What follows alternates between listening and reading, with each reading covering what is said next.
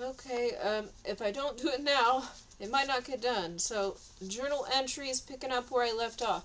I also have a small journal that I have not gotten to, so I might have to go back and record that, and it might be confusing and out of order. So, I'm going way back here to February 17th. I covered many days in the last one. Many days, not much happened because I was snowed in and stayed home, so. This is February 17th, 2026. Um, I've got a bunch of notes. I can't really read all of them, but I'm going to try to remember what this is because I've got a crazy testimony. I've got a crazy story. Every day is a mission. Every day is attacks. Actually, now I was just attacked here. It's May, and I just had a lot of attacks. I was rained on. My stuff was soaked, and also they put something in my food to make me sick again. But maybe God will heal me. But I did manage to just get a kettle at a yard sale. So now I've got some tea, which I'm hoping will help me feel better. Mm, that's for my health. I also sprayed some stuff on my throat. Um, so, February 17th was a recovery meeting. They do cover a lot of the epistles of Paul. They use the epistles of Paul to say there's no good in me. Actually, Paul was talking about himself, not us. I don't claim it. It's not me. There's a lot of good in me. We are made in the image and likeness of God. But Paul was saying that he had an evil spirit. Like how Saul wanted to get David. Um, Paul also has an evil spirit that makes him want to get Christ. And he also wants to get me. Um, well, let's see here. Now, they did cover what is confidentiality. These meetings are confidential, and that is the truth. I'm not covering things about people's private lives. I'm not saying unless it's like kind of a larger thing where it would not identify who it is, and it's like a general message. So I'm not saying somebody's name. I'm not talking about things that would identify someone. So, but they talked about what is confidential. So they said that we can say things if it'll help others, but don't say the name. So when they describe the confidentiality, then we are allowed to share testimonies and things that people have went through, but we cannot say who they are or say their name. So you wouldn't know who it is. And that's a good idea because actually there are things that we can all learn from sharing our stories. And I've learned things too. Oh, they had pickles. So this meeting, they have food. They had pickles. It was an attack. They tried to give me poisoned pickles. Like someone talked about how good the pickles were, and then I went to get them, and someone swooped in front of me and got the rest of the pickles. And I'm like, oh, I'm sorry. Or actually, I started to get a pickle, and then I went to get a fork or something. And then someone jumped in. I'm like, oh, excuse me, I was just getting this. And I had to do that, which looked a little rude, because this was an attack. They were trying to get all the pickles so that I wouldn't get them, and then they have a new special jar of pickles to bring out. So this is what happened. I was going to get pickles. I needed like a fork or a utensil. So then I stepped like 2 or 3 feet over to get one. While I did that, someone ran up there and tried to get all the pickles, and then I got my fork. I'm like, excuse me, excuse me, I just had to get this. And so I got some. Then they brought out another container, like, oh, we got all these pickles.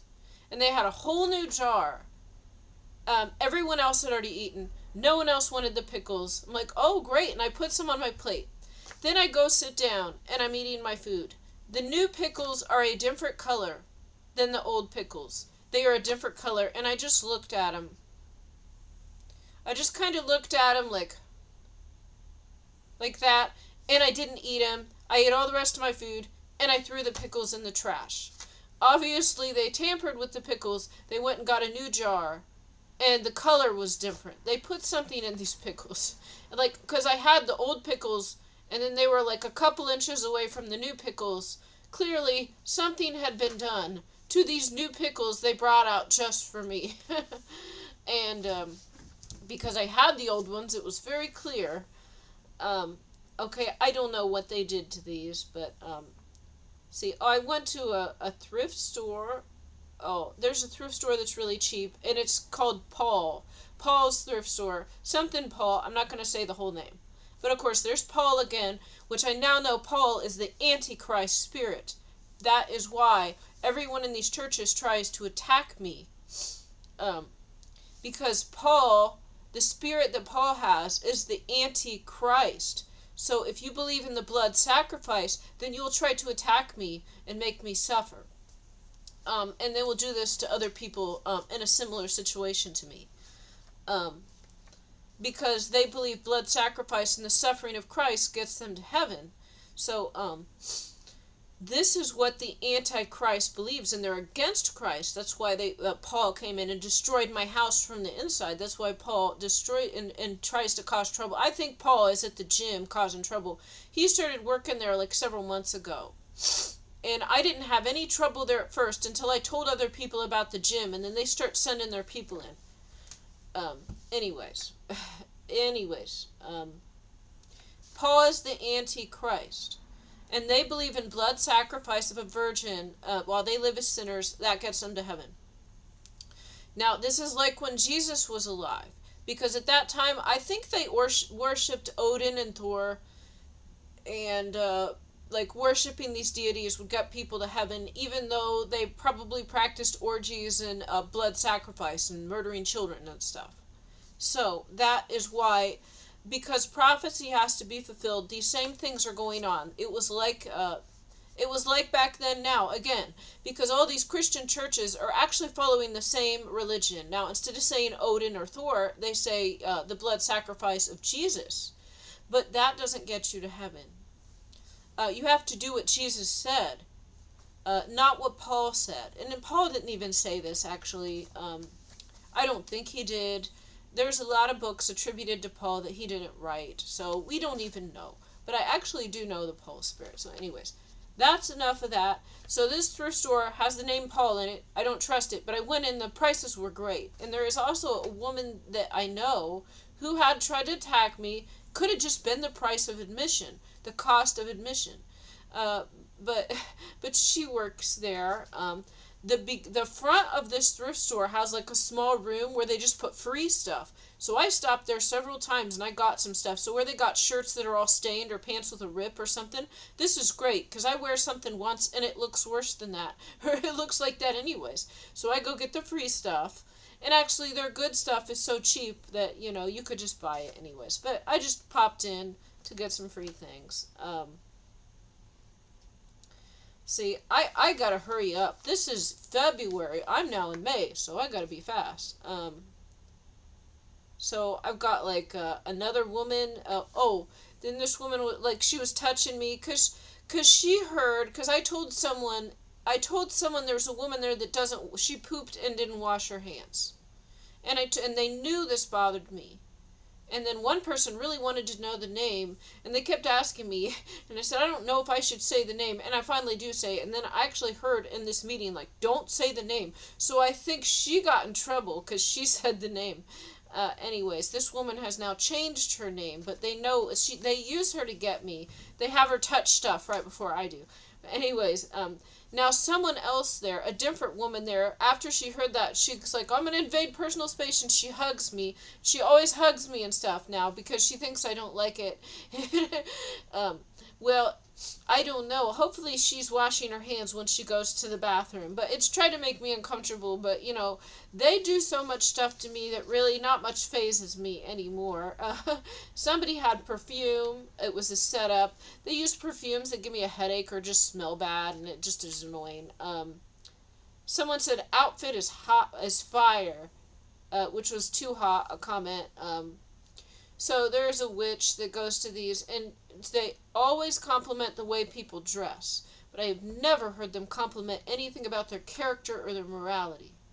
So that's how you know a witch. Witches always compliment, oh, that's a nice shirt. Oh, that's a nice dress. Oh, that looks good on you.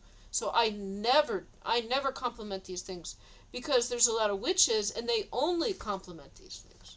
So actually, I might compliment someone's clothing after I compliment other things that are like the way God judges the heart. So after, you know, if I've complimented their heart, Then after that, I might say, oh, I like your shirt, or I like this. Or actually, there was a teenage girl, and I complimented her outfit. Because sometimes teenage girls are, um, they don't know, or they appreciate to know that they look well put together. But I normally do not. And people will say, oh, that looks great, that looks great. And I never comment. Even when someone says, oh, that looks good, I don't even want to comment back. Because really, that's not what's important.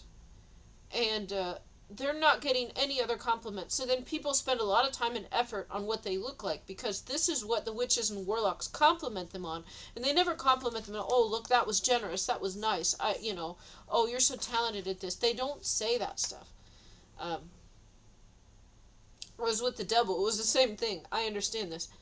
So I got sick from dust.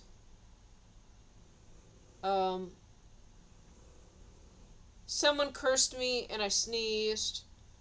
They had the number 1948, which adds up to a 22. They go over some things in the meeting. They always use Corinthians and Romans and the Pauline. Now, not all of this is false. Some of it is, but not all of the Pauline doctrine is false. Some of it's true. Some of it's inspired, I believe, but not all of it is. And that's the difference.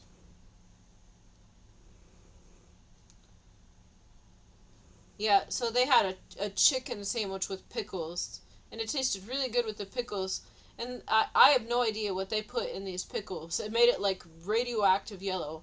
It was not the color of a regular, like you could tell. There's the regular pickles, and these are like bright yellow. Like, what, did you put uranium in this? I don't know. I talked to another woman who was my ride. The pastor showed up this time. He normally doesn't come, but I think he's been invited because I was going to be there a few times, and he showed up.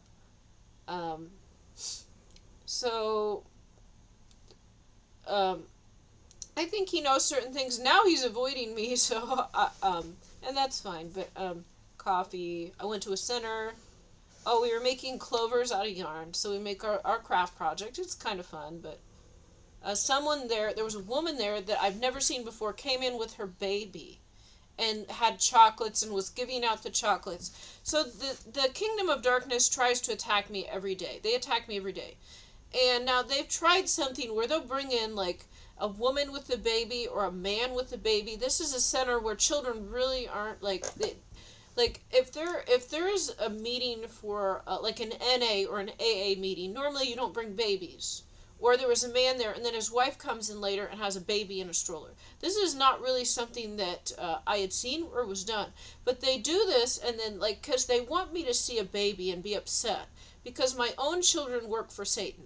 My own children work for Satan and want to destroy me and won't talk to me. So they sometimes bring babies and try to make me cry. But that doesn't make me cry. It's fine. Like they did this at the soup kitchen too, like I'm going through line and they play a video real loud so I can hear. They're thinking this is going to make me sad, but it doesn't really, because my dream in life was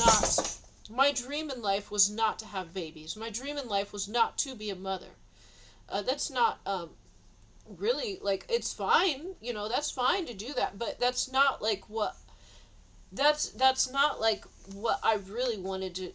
So I want to say, like, I don't like this, but I'm saying is that some people, like, this is their dream and their goal, and for me it's kind of like fine either way, so it's not gonna make me cry. What's going on here? Oh, but the chocolates were a curse, I know. They also had chocolates so everybody could get some, I think, or candies. And so I got those first, so when this woman was passing out candies and I didn't need any, I was like, oh, no thanks.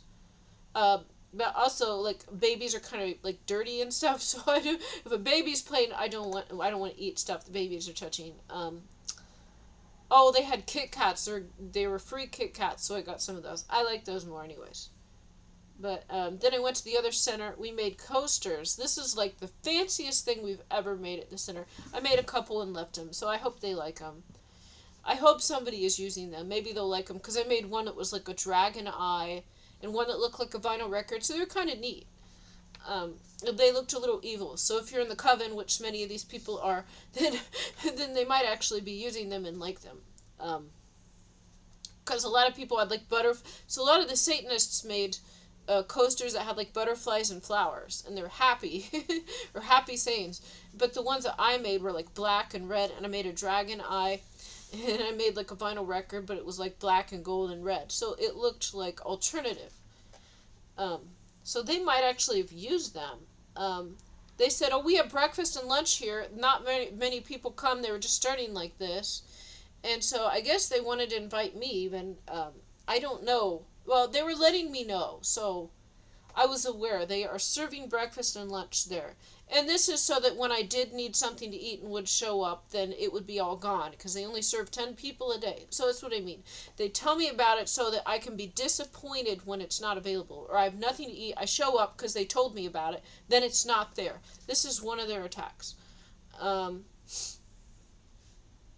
So actually, they said that so I went in, okay, I'm trying to remember. I went in there this day because they already told me about the breakfast and lunch. There was 2 people in there. They said normally we only have 1 or 2 people.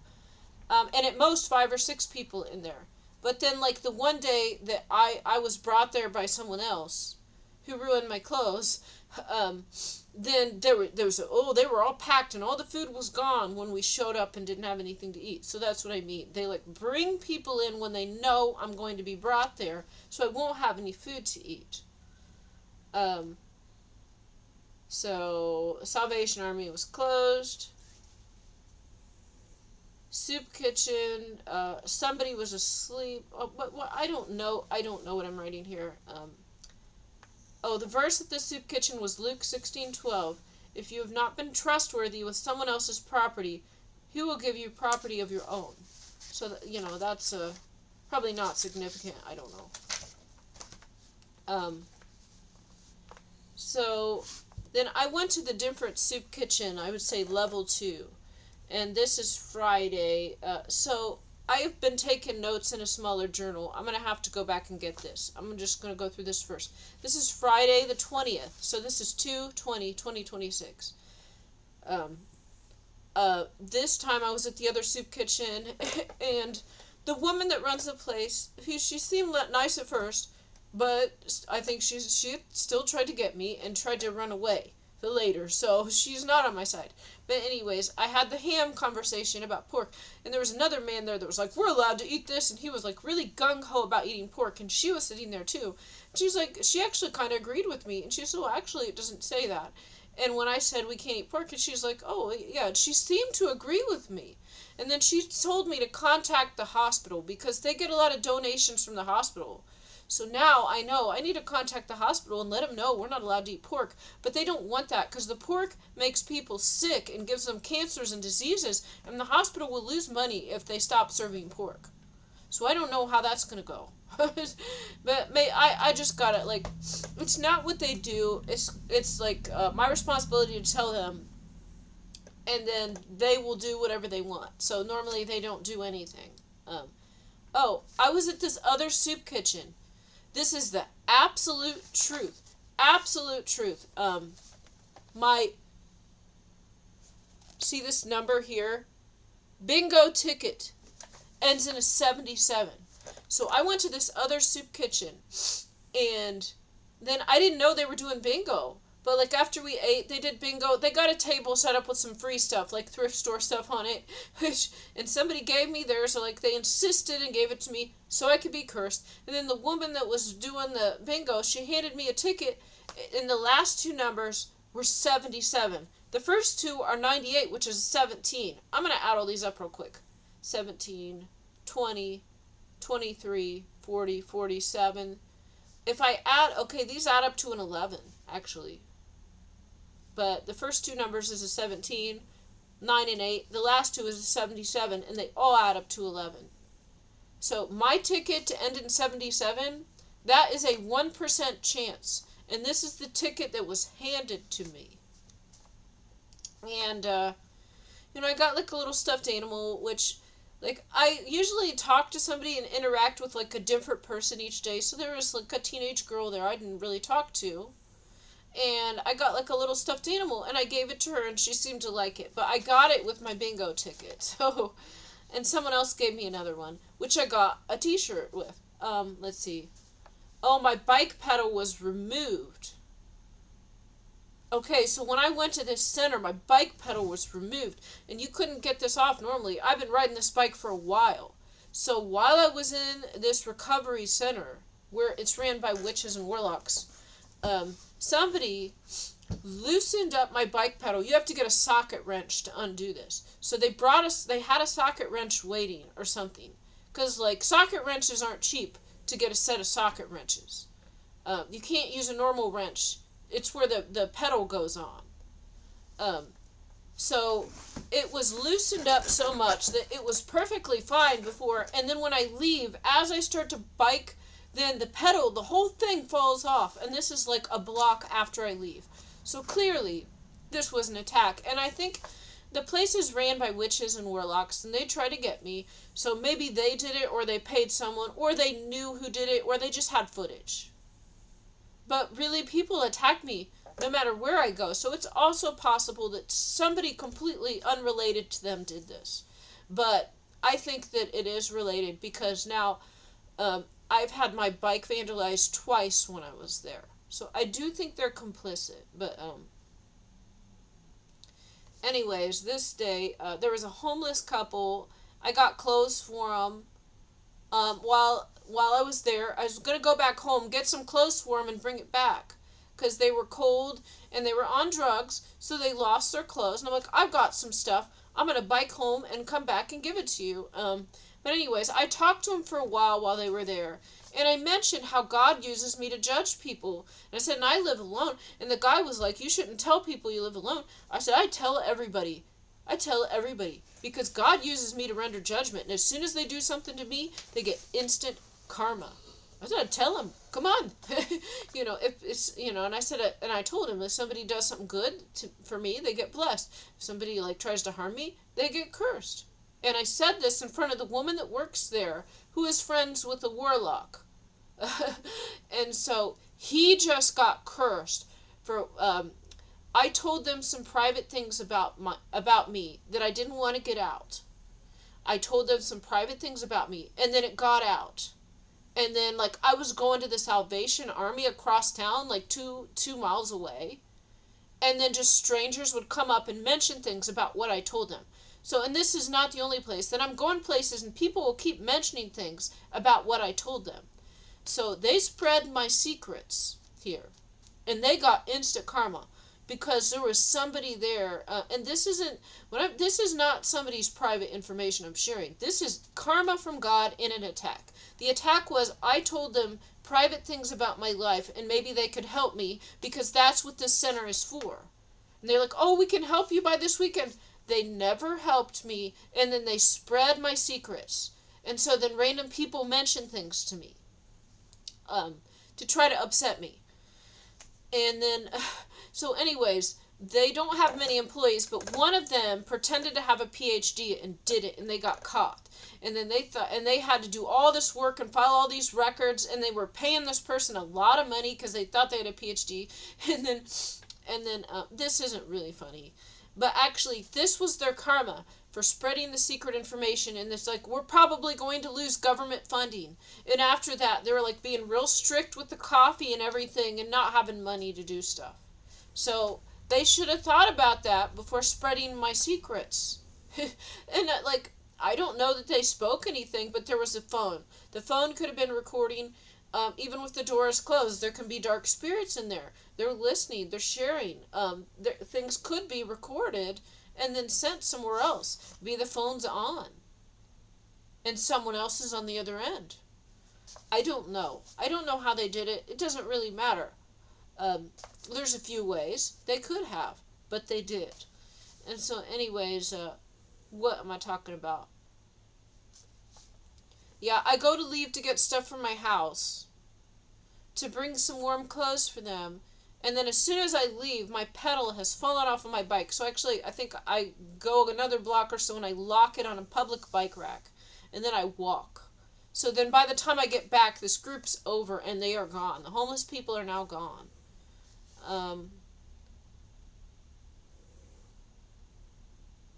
Let's see.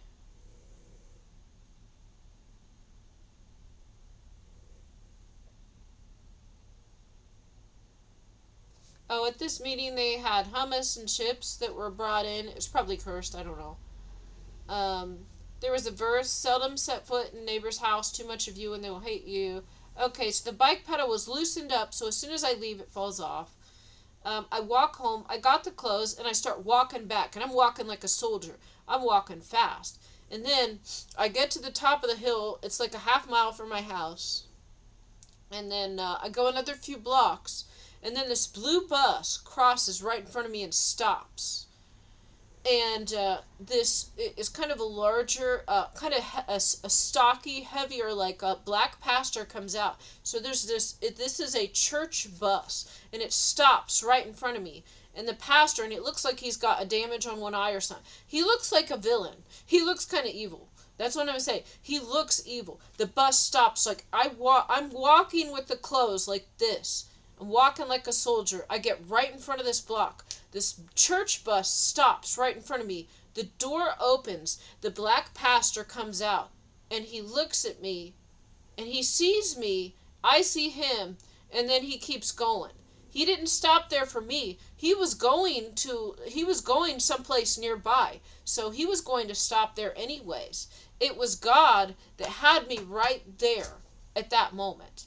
So the bus was stopping there to let him out. He was going into a building.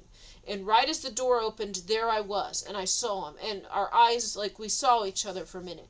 And I said, this man looks evil. And I think it was a Baptist church. The Baptist church, the doctrine is horrible. It's all blood sacrifice, which I think was Odin and Thor. So anyways, and he looked at me, and I looked at him. It was like seeing a villain in an anime. But we didn't say anything. But, like, he looked at me. He knew who I was or something. But I just recognized this looks like an evil man. This looks like an evil man. But I didn't know who he was. So that's for another day. Maybe if I keep going to churches, I'll run into him. Anyways, that was pretty cool. I would not have seen this if I had my bike. So because I was walking, I was able to see this. So it was also a blue church bus. It was Baptist. So, yeah, the doors on the bus opened. A man came out in front of me. He saw me carrying a lot of stuff and walking. Oh, there's someone else walked up to him and he said, oh, let me out here would be fine. Because they were going to try to get closer. He's like, this, and they already stopped. He said, this is fine. He was older too. He was very serious and stoic looking.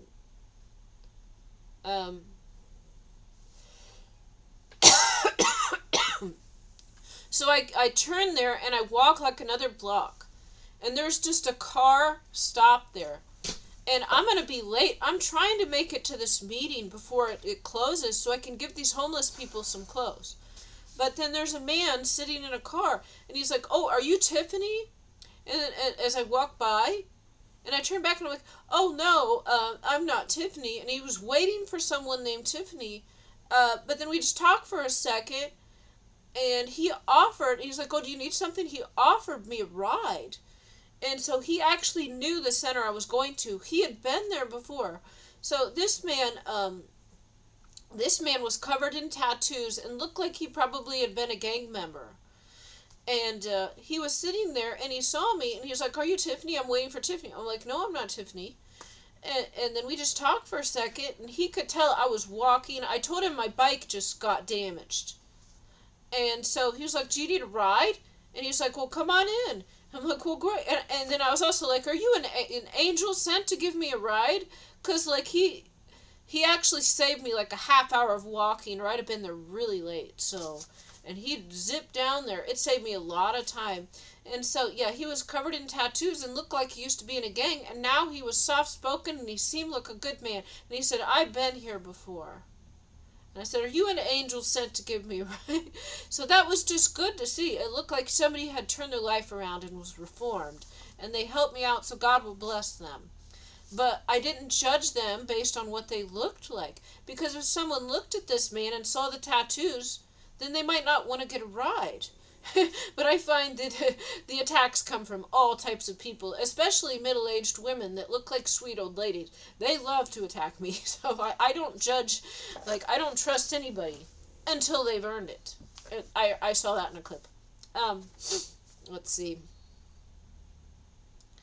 So I'm just trying to read here. Yeah, I asked if he was an angel sent to give me a ride, and he had been to that center before. The narcissist was waiting for me. They were waiting for me because I was there earlier, and so they probably called the narcissist or texted him and say, "Oh, she's here and she's coming back." So then he drove in, and since I had to walk, it took me a while. So he lives like 20 minutes away by a car or so. So he was able to come in by the time I was back, and he was there, and we ate chips and we talked, and then he drove me to there's another center later. So, somebody, like, not much happened in this group. We just ran in for a minute. There was another man there, and he mentioned a certain issue he was having trouble with, and I just quickly gave him an advice, and then we left, and it's like, he was like, "Oh, thank you." He liked the advice. So I gave him an advice as I'm leaving, and they actually had a form about like a questionnaire, and I couldn't answer the questions because it was like something bad I did that I need, like if I need to apologize or repent for something. And I looked at the paper, and it's like, I've already done this. Like I don't have this. Because like God has been purifying me through the fire, and it's like kind of like the reverse. Like how many people have screwed me over, but when I looked at it, I'm like, I can't really answer this because I try not. I seriously don't think I sin. Like, I don't. Like, I mean, like, they said, go take the free food, and then there was also a yogurt, and I wasn't sure if I was allowed to take the yogurt or not, but I know that I was kind of sick, so I took the yogurt. And I'm like, is this a sin? I don't know, because I might have been allowed to take it or might not. I don't know. So maybe that was. But I don't. That's what I mean. Like, I want to say I don't sin, but I was this. And so then I apologized to God. I'm like, in case, if I wasn't allowed to take this yogurt, I'm sorry. They kept telling me, oh, we got all this free food, take all that canned stuff. And then I knew they had water in the fridge. And then there was just stuff in there. And so I took some yogurt because I was sick. When you are broke, you can get cans. You can get instant potatoes. You can get canned stuff. You can get stuff that's not healthy. But I had taken antibiotics, and I really needed some probiotics. And when I saw the yogurts in the fridge, I took some yogurts, and I'm like, I don't know. Was I allowed to take this or not? Maybe not. But this is what I need. I needed something healthy. But, you know, and I thought about it. I'm like, I could have done better. Like, because if I asked them, they'd probably say no, actually. Even though they told me to go downstairs and get some food and bring it. That was to help people that didn't have any food. But the thing is, I needed some healthy food. But, so I was like, maybe this was a sin. This might have been a sin. I don't know. But if this wasn't a sin, I'm still not sinning. So, but they said, go get some food. Like, we got free food down, you know, all the stuff on the shelf there is free. And, yeah, so, I mean, maybe they didn't want me to take the yogurt. They told me to go take some food, and I got some yogurt, too. Maybe I wasn't supposed to take the yogurt. Just the cans. Just the cans that are unhealthy. But no things that are actually good for me. Anyway, so the cans are great when you're hungry and don't have food. And I was like, oh, God, thank you. God bless you. And it is really a blessing. And I appreciate all the things I got. Because when I get food from the pantries, like, there's some things that are good and some things that are not very good. And then I would run out of, like, I'd run out of some things quicker because I like them. Well, none of the food is great, I'm going to say. It's almost like they want to punish you for getting free food. So they source food that doesn't taste good. I'm just going to say. It's like they try to get stuff that doesn't taste good. Like, I don't know what it... Actually, it's not too bad. But I'm saying is, like, the stuff doesn't taste as good as what you find at a grocery store. So it's, like, on purpose to punish people. But then, like, I can't... Like, if it tastes too bad, I can't eat it. If it tastes too bad, I'm not going to eat it. It's like, I mean, I don't know what, like, if I don't have money to spend on food, then it's like, I can give some to the dogs. It's not wasting it. But I'm trying to be grateful here. I try to be grateful.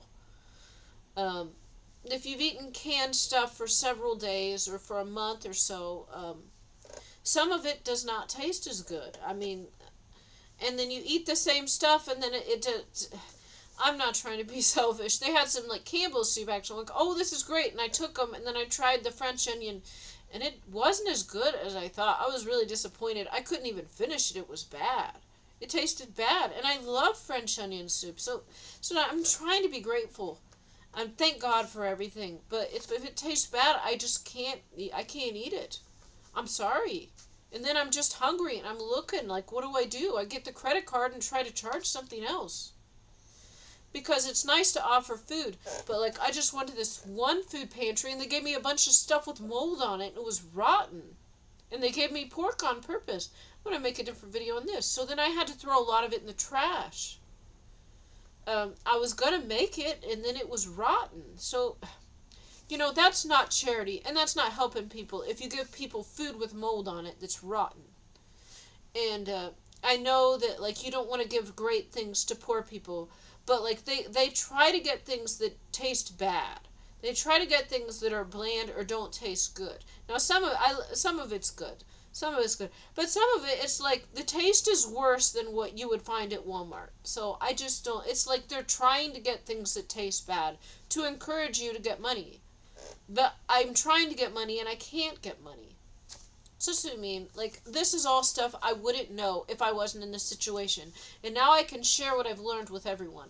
Is really this food, they might be saving a couple of pennies, but the taste is not great. And the thing is, if you know how to cook, you could make it taste good. But I don't really know how to do that, and I don't have the other ingredients. I'm too poor to have the other ingredients to add to these cans to make it taste good. So I'm just eating this, and that's it. So for people that are really poor, then it's just like they can't. Like, I open it, try to eat it, and sometimes I can't even eat it because it tastes too bad. So then that's wasting money. But if you know how to cook, you could season it, put it together. But, it's like my stove even is messed up. My stove is broken. And my house is ruined. And I don't have money to buy seasoning and ingredients. And this one place, though, they did give me a stick of butter, which was great. Normally, they don't give you any oil. So then if you have potatoes but no milk or no oil or no butter, then you just put water in it and it tastes bad. So that's what I'm trying to say here. Is that, yes, there are poor people. Now I say, if you're addicted to drugs, maybe you don't care at all. You're grateful to have anything. But I'm not on drugs. I've quit nicotine. I don't do any of that. And I'm trying to eat these cans. And sometimes, it just tastes, and I love ramen noodles. I'll eat ramen noodles. But I'm saying is sometimes the taste is so bad that really it's hard to stomach it. And it's like I was hungry and it's like, I can't. This tastes bad. I have to give it to the dogs. And if it has pork in it, then I have to throw it in the trash. Because God showed me that those same spirits can possess my dogs. This was shown to me. So now at least when I get it and I throw it in the trash, it prevents someone else from getting it. I gotta hurry up here. Let's see. So...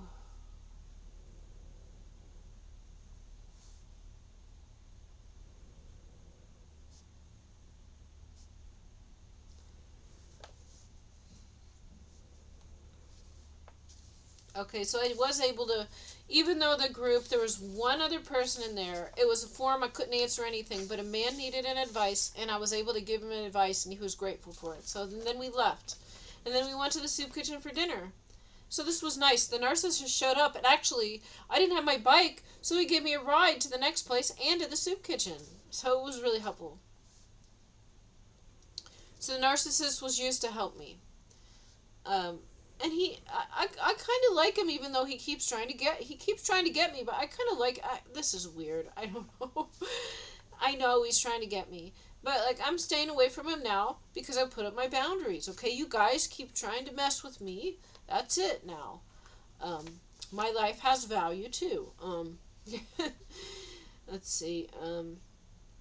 So.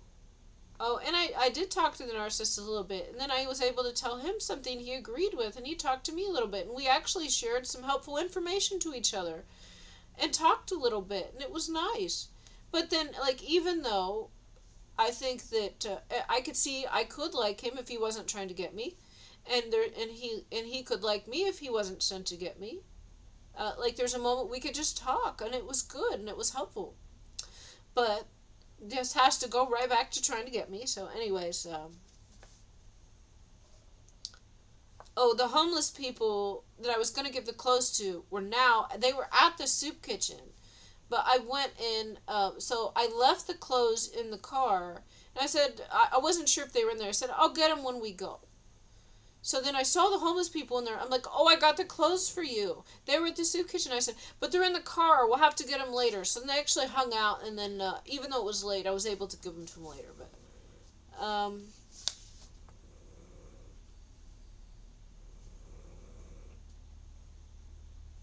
oh, the narcissist. So this is we had just had, it was really short conversation as we were leaving the center, and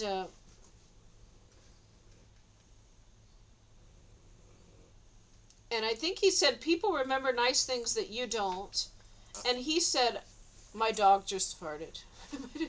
I was giving him a lot of people food, and the narcissist said I was valuable, and I said he was valuable too. And it's like that felt like we were telling the truth, so that was nice. But he's gonna go right back to get me, and he did. But anyways,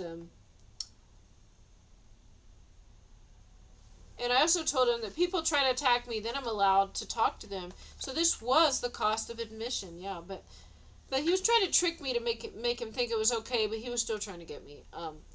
So I had to stay late at the soup kitchen. And because I stayed late, there was an older man that was brought in.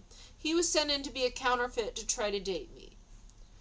Even though I made it clear from the beginning, I am not available, I made this clear. So actually it looked like, and I said we could be friends, and I said I'm not available. And he seemed like a good guy, and like he wanted to help me. So then we were talking for a long time as we're waiting for the narcissist to be ready to go so I can get the clothes. And he said he would go with me to look at my bike and try to fix it. And he knew where there was a place with tools. I'm like, oh, this is awesome. And he said he just wanted to help, and he just helps people. Okay, well, I've learned some more since then. I've learned some more since then. But anyways, yeah, he knew that there was a stand for this bike repair place. They have a stand with some tools on it, so you can repair your own bike if it's just something minor. They should have had... they should have had something on the stand where it could have screwed like some type of socket wrench adapter on there so that I could have put the pedal back on. But it wasn't. It wasn't. I will say, in case I forget, when we finally did get there, someone had cut all the tools off. And if they didn't do it already, they did it right before I got there. Anyways, so he was there, we were talking, having a good conversation. It felt kind of like friends. It was nice. I already made it clear to him, like I talked to him before, and I said I'm not available, so I thought this was clear. And I told him before, I said I'm not available. He was talking about himself, and I was talking to him, and like he had some health problems, and so it looked like he wanted help. Or he said, oh, I see your eyes, you look like a good person, I could talk to you. And he said, don't take it the wrong way. He acted like he was not interested in me in that way at all, but he just wanted to talk to me. I actually had an appointment at Salvation Army to do a food pickup, so I'm like, well, and I talked to him, and I was like, well, I gotta go, I got a meeting, but I thought it was clear. I said I'm not available, but if you want to talk, like, as friends or something. So it looked like he understood this. This time we're talking, and he's going to come with me, fix his bike, help out. And then the homeless couple, it looked like maybe they left, but they're across the street. And then I finally get stuff out of the car. I'm like, hey, they come over, and I hand him this big bag of clothes. And this older man, he sees this, and he's like, oh, he thinks I'm a good person. So he's going to come with me to try to fix my bike. We walk like several blocks. I'm like, you sure you want to go? It's really cold. I've just remembered it's maybe like 20 degrees or something. We walk over to the public bike rack where my bike is parked. Then we go to take it to the bike stand. All the tools are cut off. And then he kind of like messes with it a little bit and was like, well, or puts his finger in there. But we had a good conversation. He said he used to play the saxophone. I said, well, I got one. If you'll play it, and I could give it to you and stuff. It seemed like platonic, just not. And he was older than me, so we were not in the same age. He said that he sees spirits, he can see light people and dark people. I've heard others say this. But yet, I found out this wasn't true, because, and I shouldn't say this today, because I believed him when he said this. He said he can see the spirits, he can see light beams. Like he said, he can see angels and things standing out. Like just as we were walking, it looks like there's no one on the street, and he says he sees things there. And it's not that I instantly believe this, but I have no reason to disbelieve this. But he's trying to gain my trust, and I've already made it clear I am not available. But anyways, I later find out this isn't true, because there are people that are clearly bad and he can't tell and he didn't notice. So then I'm like, I noticed things. I'm like, no, he wasn't telling the truth, because if you can see light beings and dark beings, these are people possessed with very evil entities, and he thinks they're good. It's like, you don't notice this is a killer? This person tried to kill me. I didn't say it like that, but he didn't even notice. And I would say something to kind of hint at it. He's like, oh, so you didn't discern the spirit then. I didn't have to say it. I didn't say anything. I was just like maintaining my honor and my integrity. I found out the truth. I didn't confront him. I didn't tell him. I didn't say anything. But he knew he was caught. And then he kind of shied away and stayed back.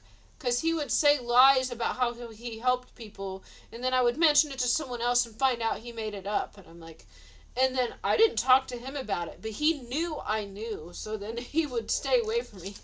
Anyways. But he did show me the way to fix it if I had a socket wrench. It was not that difficult, you just tighten it. But I don't have a socket wrench. Let's see. So then he puts his finger in there and tightens it a little bit. And he's like, oh, it might last a block or so.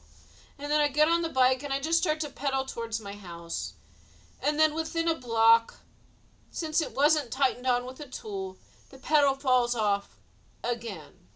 It's gone again. So then there's this other church, a Nazarene church, on my way home. So I think I'm going to stop at this Nazarene church.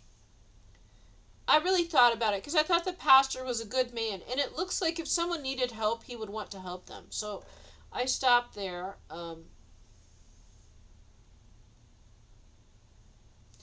But as I almost got to this church, I thought, I've talked to the pastor before, and I don't want to intrude, and I don't want to ask too much. And actually, like, when my chain came off, I stopped there for help. And there was a Haitian there that actually prayed for me and put my chain back on. And he was really helpful. So God will bless this Haitian man. But anyways, then I thought, I just went here like a week before. So like a week before, someone messed with my bike chain, or no, my bike chain came off. No one messed with it. It just came off. And then because there was a screw on the frame that was supposed to keep the chain from coming off. But it didn't. The chain fell off, and the screw actually wedged the chain in there, so I couldn't get it out. So this is a defect with the bike design. By removing the screw, actually the bike now is fine. But the screw was on there, and I didn't have a screwdriver, and I'm a mile and a half from my house. So anyways, this church was on the way, and I had stopped. Well, then I'm almost at this church, and I thought, I just went here last week for help. I don't want to go back again. This isn't right. And then I just talked to God. And I don't remember the exact words I said, but I just talked to God. And I thought, I'm going to go to this Nazarene church, and I almost get there. And I'm like, I just went here, and I've talked to the pastor before, and, I don't want to be going there too much, and I don't want to be asking too much of these people. And now, I didn't even know this. I go back, and here's the Bible verse. Okay, so here we're on this page. This Bible verse in this video I just said. Proverbs 25, 2 plus 5 is 7, 17, 25, 17. Seldom set foot in your neighbor's house. Too much of you, and they will hate you. So this was the verse on the 20th. So here I am on the next page in my journal, and maybe this had influenced me, because I almost got to that church, and I thought, well, I just actually went here last week, and someone in there fixed my bike. So I'm not going to go back. And I'm like, Lord, I'm not going to go back. If you want this to be, if this is going to be fixed, Lord, show me, show me where to go to get this fixed or something. I'm trying to remember exactly what I said. And I told other people. I have got witnesses. I told the Mormon missionaries right after. They knew my bike was messed up. Like, they couldn't give me a ride. And like, well, maybe we'll give you a ride this. And sometimes they're like, oh, we could maybe give you a ride. Or they normally don't offer any help. So the Mormons, what I noticed is they don't help women. Like, the missionaries wanted to help me with my home situation. But like, when I needed a ride, they didn't come out and offer me a ride. When I had a bicycle, I'm biking in. But then they knew my bike was broken down like a week before, and before that, and I was thinking of going to their church. Well, I told him that I had problem. I told him that my bike was damaged, and so I didn't have a bike to get to the church. They didn't offer me a ride. But there was the woman that would pick me up an hour early and make me sit in the church. No, I will never take a ride from someone that makes me sit in the church for an hour. This is an attack of the enemy. I don't have enough time to do what I need to do already. So no. No. I'm boundaries now. So I talked to God. I think, if you want it fixed, okay, I wrote it down. If you want my bike fixed, show me where. Show me where to go. So then, like, I almost got to this Nazarene church, and I'm like 1 or 2 blocks away, and then I stopped. And I'm like, I just went here. I don't want to intrude. I don't want to ask too much. And I stopped, and I just talked to God. And I'm like, God, if you want this fixed, show me where to go. And then I keep walking. And then in the same block I'm on, as I start to walk, like, the sun's going down, it's almost Sabbath. The place that fixes the bike, I think this is Friday. So this is Friday, it's almost Sabbath. The bike repair, like, the charity is not going to open again until Monday. And so I would have all weekend with no transportation. And the sun is going down, it's almost Sabbath. And I don't know what to do. And I'm like, God, if you want this fixed, show me where. And then I keep walking. And I look forward. The sun's going down. And then there's this big garage with lights glowing. A big garage. It's like 2 double-sized garages right next to each other. And I walk right up to... I'm like, this was a matter of seconds. This was seconds after I asked God. So I, God, if you want this fixed, show me where. And I just could walk a couple more feet. And right in front of me is a gigantic garage. A mechanic is in there, and it's like the sun's going down. It's like kind of a dark blue sky. It's like a medium blue getting darker blue sky as the sun's going down. And then there's this garage, and now, like, the glow of the light in the garage is like, come here, come here. It was perfect. It was a perfect answer to my prayer. Seriously, I was on the same block as this garage, but I didn't see it yet. Because, like, I'm going down this road towards the church, and, like, you know what? I'm not going to go. So then I turned right, because, okay. So basically, this is where my house is, and I was going this way towards the church. And then I stopped right before I got to the church, and then I turned to go to my house. Right when I did, the garage was right here. And I prayed right before it, and then I looked.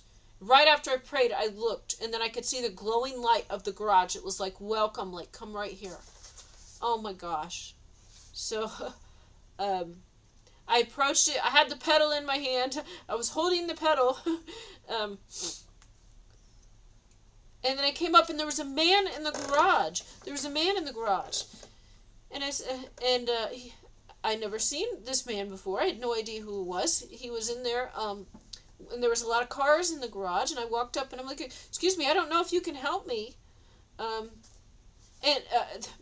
my pedal came off, and he said he had the same problem with his bike. And he came out, he had the wrenches, and he had epoxy. He's like, I had the same thing happen to my bike, and he knew how to fix it, and he was going to put this glue stuff on it so it would really stay in place. So then he went and he grabbed the tools right away in an epoxy, and then he put the glue on it, then tightened it on. And he said, well, it takes like 24 hours for this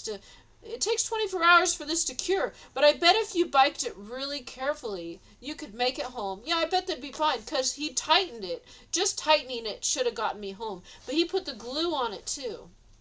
And the glue took like 12 to 24 hours to cure. And he said, I bet you could bike home on it, and it would be fine. There's something like that. This man he was so nice, and he was so kind. And apparently they used to be in a mechanic, but they didn't really do it so much anymore. And he mentioned, the man that owns this. And he pointed, on the other side of the street or something, or right outside, there was a parking spot, and there was a white van at the end of this So in front of the garage was like a little area where you could park cars outside, and there was a white van out there. And so I didn't know whose garage this was. I didn't know who this man was, but apparently it used to be a mechanic, and they don't really do that anymore. He said now they're only really doing it for friends or family. And then he said, oh, the guy that owns it, that's his van. He had a white van, like I've got a white van. Now his was a newer version, but it was like I said, I've got a white van like that. I think it was even a Ford too. So, like he said, yeah, but he only does stuff for certain. And so I didn't ask him to do. I didn't ask the man to fix the vehicle, but I'm like, I've got a white van. So that was a sign, like, who knows? Maybe in the future they'll be able to fix. But they only really fix stuff for like family or something. They don't really do it anymore. But that, just pointing that out, oh, the guy that owns this garage, that's his white van. Oh, I have a white van just like that. Except for this is a newer version. It's got a few more bells and whistles.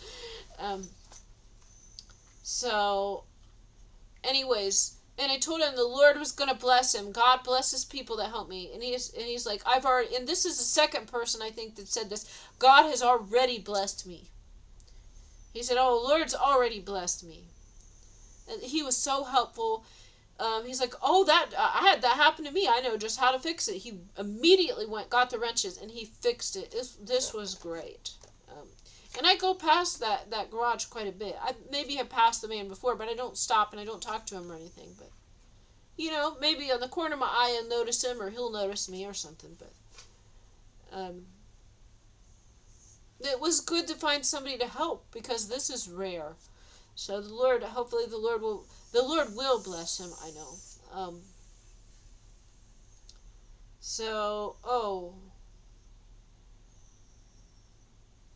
At the soup kitchen, they were doing arthritis spells on me. The people serving the food were casting spells on getting hurt and having arthritis. The people all sitting around me mentioned being sore and having health problems and trying to word curse me there. One woman said she would be paralyzed in a few years because she had some health problems. She was overweight. Doctors told her she would be paralyzed in a few years. An older woman there cursed me. She said her hand was sore. Oh, this is what happened. So they were doing arthritis spells and stuff on me at the soup kitchen this day. When I finally got home, it was dark. My bike was fixed, but I got home and my hand was sore. So they cast arthritis spells, and then when I got home, my hand was sore. So I was going to practice guitar, but my hand was sore, so I didn't. Maybe I just played a couple minutes and then I stopped because my hand hurt. So this was absolutely, they normally don't mention this. They normally don't do arthritis spells. This day, they were doing spells about being sore, getting hurt, and having arthritis, and being paralyzed. And I got home, my hand was really sore. And so I just tried to play guitar a little bit, and I stopped because my hand hurt. So their spell did that. But I think they hurt themselves more. So the next day, my hand was fine. But they hurt themselves by whatever spell they cast on me. I'm sure they hurt themselves and gave themselves arthritis. I don't want that to happen, but, they try to get me, then that's what's going to happen. They get judgment. So I did reject and rebuke, but God allows it to stick. God lets these things stick. Pretty woman. Okay, there was a pretty woman at this soup kitchen. I say the 7th Street soup kitchen. I don't know what this means. No makeup and looks older. Oh, I know. Okay, this is what I tried to say. So this soup kitchen, this other new soup kitchen, there's a woman that volunteers there. And she's kind of rough around the edges and tries to make people's feelings hurt. She would say things to me to try to make me upset. And I believe that probably her mother or other people when she was a child were really rude to her and would just be nasty and speak to her in a way that would hurt her feelings. So she was doing that to me. As people see this Holy Spirit, so then they attack me, how they feel about God. If they're angry about God, then they attack me because I have the Holy Spirit. So she was saying rude things, oh, pick that up, or oh, you don't just talking real rough and stuff. And I just kind of was calm, and then I just She's like, you better fold that. It's Roby. And I just picked it up and folded it, and I kept going. She was expecting me to be upset, but when she saw I was unaffected and I was fine, I think this would soften her heart a little bit. But anyways, and I saw her the first time, like, she was really beautiful. She was really beautiful, and I said, oh, you're gorgeous. And she said something like I was attractive. Okay, so this was, when I saw this woman the first time, she said a comment like I look nice. And I said, you're gorgeous, or something. I said, or I don't know if I said gorgeous. I said, you're really beautiful. And she's like, oh, thank you. Well, she had been trying to get me. So this day when I saw her, she didn't have any makeup on, and her skin looked older and wrinklier. So I know she got karma because she was trying to get me. She was involved in trying to curse me and get me. So she was like, she didn't look good that day. She's still beautiful. I'm saying is that she got some judgment because she was trying to get me. But she's a very beautiful woman though. But anyways, but I noticed like, oh, you look 10 years older. I didn't say that. But this is just the karma. So I don't know. She probably cast a beauty spell on me. Because some things happened to me. Like my face had the big scab on it. And like, something, I think I got burnt or something. Something happened to me to where I didn't look as good. And then, so then when I saw her this day, she looked like no makeup and her skin looked older. And this isn't funny. She probably looks better now. But I'm saying is that God gave her karma for coming after me. So I just, when she would say something to try to get a reaction or hurt my feelings, I'd just be calm and you know, just continue. And I think this helped her out too. It helps them deal with their hurts and trauma because they do it to me and then see, here's the right way to react. And I don't get upset. And they're like, oh, I can do this. So they follow that example. So the example, like when I was a kid, I might have been like, you know, when I was young, I would have reacted in a way that was not the best. And now I know the right way to respond. So if I did have that good example when I was younger, I could have made the right decisions earlier in life. So I'm hopefully, like, God sends me out to be an example. Like, somebody else is being nasty to you, then don't let it bother you, you know, because it's a reflection of them. Just continue and, you know, just be calm. And so maybe this helped because she saw that, and it was an example of how to process. But anyways, now we are on the 21st. All of this is one day, the 21st. Clean, dirty clothes. Oh, there was a new BRIGHTSPEED guy. Trouble. Fire. Oh, they said they fired and rehired. They got rid of their narcissist. So they were going back out to houses because they had so many problems. And I said, oh, you fired your narcissist. He's like, yeah. They had narcissists working at BRIGHTSPEED having so many problems with their orders that they had to resend people out to fix all of the problems. Because this guy that came out, like, he totally messed up my service. And I could never get it.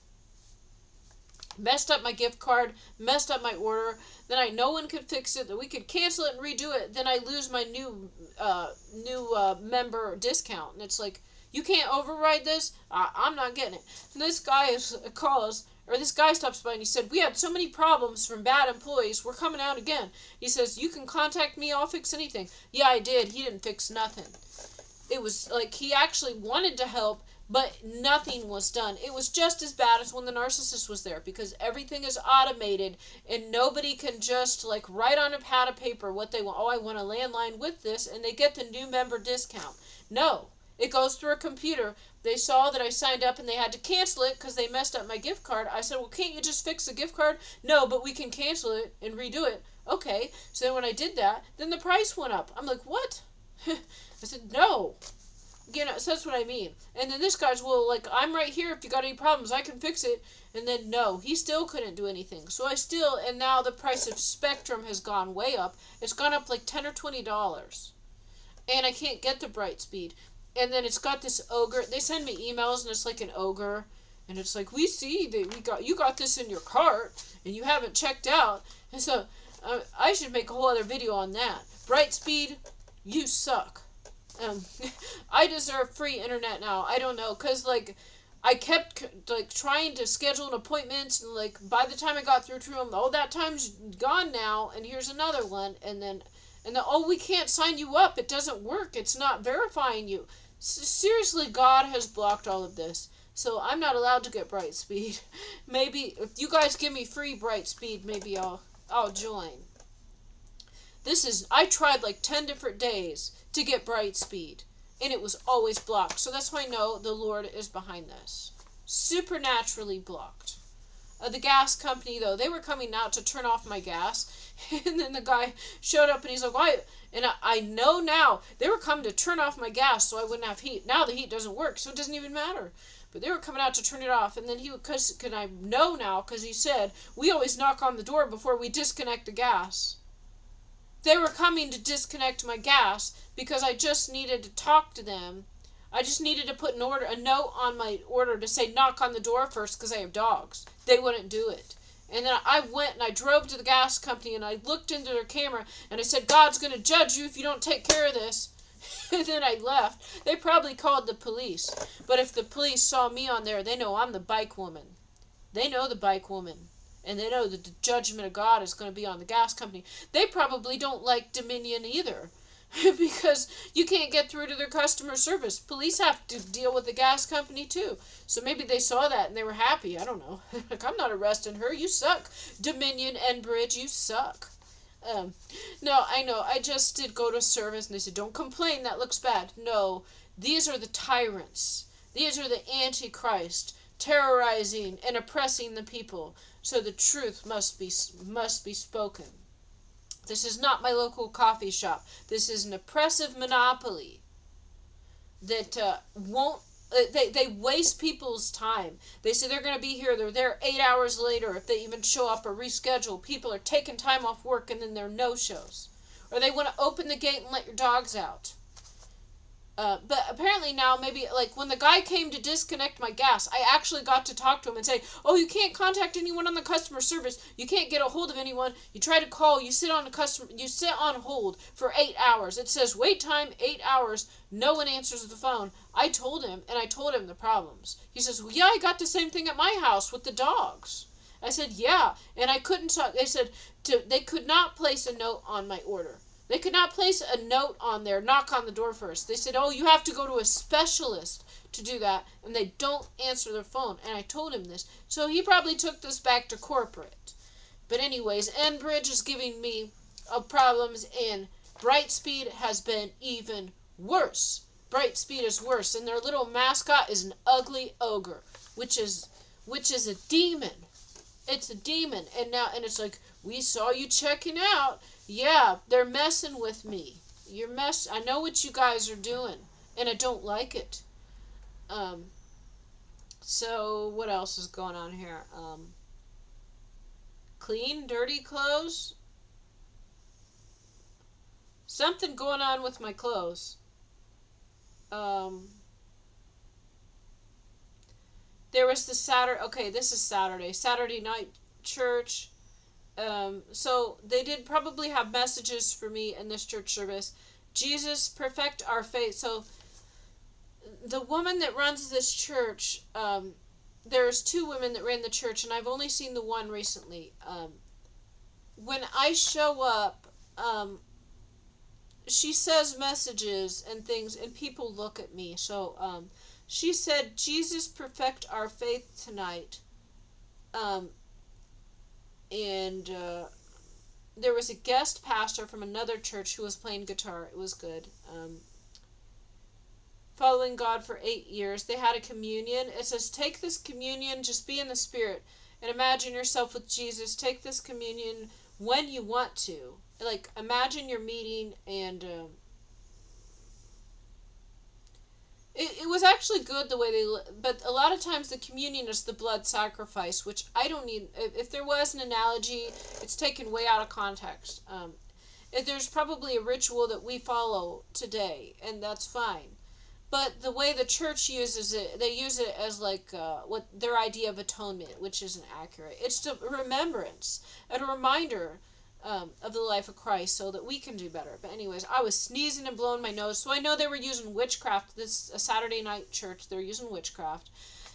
People try to get me because the epistles of Paul, the Pauline doctrine, they still preach the Pauline doctrine, and I've now come to understand that is the Antichrist.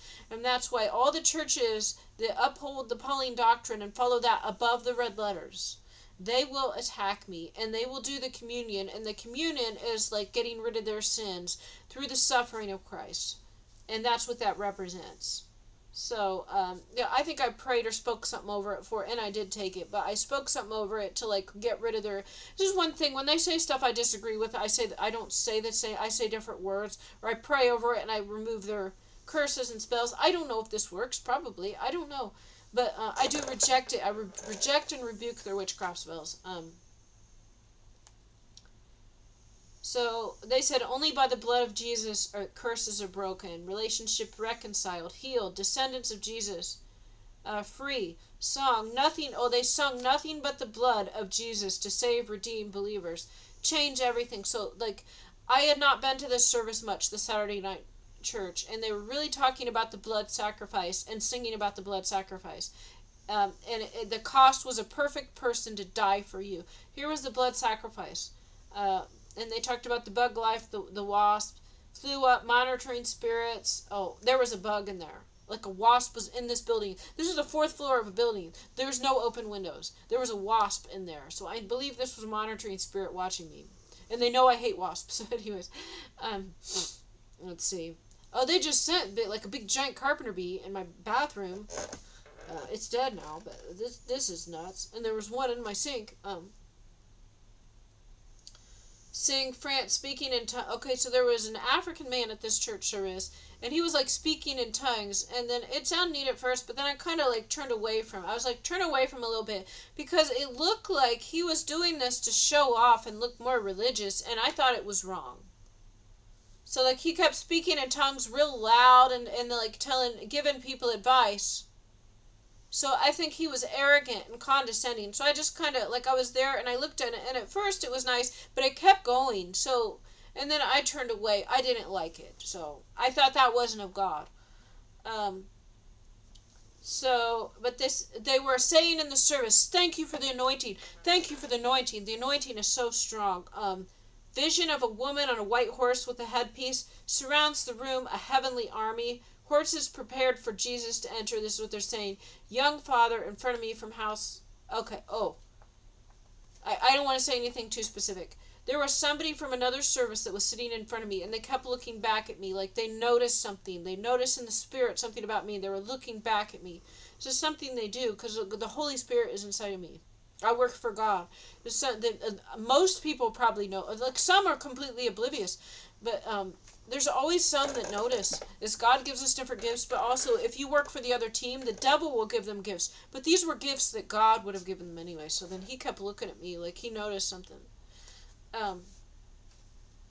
They're saying the anointing is strong. They're like giving messages to everybody, but they're also giving messages to me. The woman who invited me passed out the communion, and she hugged me. There was a man I recognized. I told him about an anime club I just went to. Oh, I went to an anime club. Did I record about the anime club? God brought me to the anime club. This was so cool. So I kind of showed up and I was telling him stuff about like being married to the devil on my bike. And there's like the anime people. I think they notice it. And I said, it's all spiritual. It's angels and demons. And then the other guy who works at this library, then he wears a mask and stuff. And then I didn't see him that because they have a second part where he comes down. He doesn't come for the first part. Well, I saw him later. And then, like, as I'm leaving, then he looked at me through, from like 40 feet away or something. He looked at me and I'm getting on my bike. Maybe God showed him the Holy Spirit then. But I'm telling him about religion. I'm like, all this anime stuff, it's based on angels and demons. It's all religions. And then he probably thinks I'm like an anime character or something because I roll up on my bike. And then I leave all by myself. And they see me on the road. So this was so cool. And I told like other people, I told the coven, they pretend they're not in the coven. I know you're witches and warlocks. You don't have to hide it. But anyway, I said, there's an anime club. You want to go to the anime club? And they're like, oh, maybe. Yeah, and I said, those are God's people. Those are God's creations too. You know, those are God's people too. What is going on here?